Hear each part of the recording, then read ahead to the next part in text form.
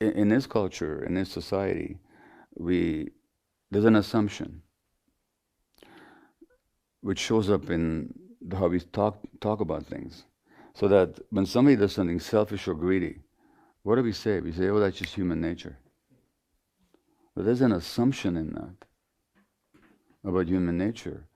Interestingly enough, it's rarely the case that somebody does something generous or kind or supportive. People say, oh, that's just human nature. And yet, in actual truth, that is human nature, and the greed and the selfish are not human nature. It's not that people can't be greedy or selfish or aggressive or competitive, individualistic, and just plain narcissistic. Obviously, not only can they be, but they often are. And not only can they be, but so can we be. I certainly can. But that doesn't mean it's our nature. It's like, try to understand the zebra. Where would you want to study the zebra? In a zoo, in a small cage in a zoo, or out in the savannah where the zebra evolved and has lived? Well, if you really want to understand the nature of the zebra, you wouldn't study them in a zoo. And so drawing conclusions about human nature from how we live in this society is like trying to understand a wild animal inside a cage. That's my argument. That what we consider to be normal, that this normal culture that we have here, there's nothing normal about it in terms of human needs and human potential. In fact, it's that gap between human needs and human potential and the conditions under which we live now that creates so much illness of mind and body, not to mention so much tension, so much strain, so much hostility, so much division in society in general.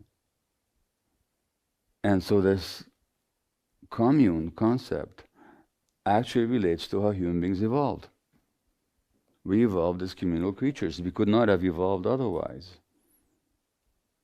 And what we call civilization, and you remember Mahatma Gandhi's famous quip when he said, he was asked, what do you think about Western civilization? And he said, I think that would be a very good idea, you know. But what we call civilization, if the existence only of our species, I'm not even talking about other hominins and other humans that pre-existed our appearance on the earth, our species 150,000, 200,000 years ago. If you just look at our species, if our existence can be summed up in an hour, then until about 6 minutes ago, we lived in small band hunter-gatherer groups in a communal context. And we evolved in that, and that is our nature, because that's how nature helped us evolve. Every animal has a particular nature that is suited to its particular environment. Now, humans can adapt to an infinite range of environments, but that doesn't mean we do very well at all of them. So, what is considered normal in this culture, that is to say, what is the statistical norm, has got nothing to do with what is normal for human beings in general. And it's that gap between the norm in this culture and what is really the norm in terms of human evolution and human requirements and human potential.